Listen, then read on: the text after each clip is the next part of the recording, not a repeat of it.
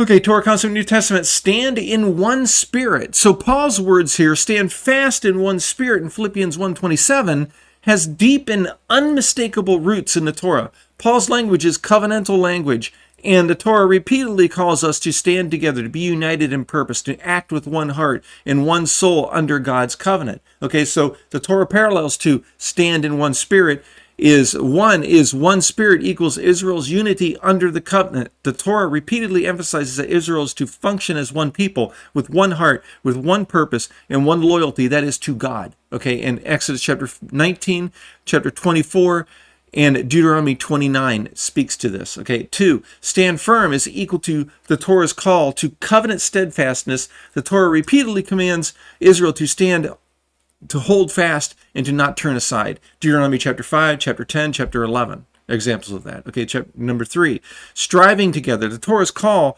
to collective obedience and mutual responsibility. So the Torah emphasizes that Israel's faithfulness is corporate, not merely individual. We read this in Exodus chapter 17, Numbers 14, and Deuteronomy 20 in chapter 31. And then 4, one spirit. The Torah's vision of a people formed by God's presence in the Torah.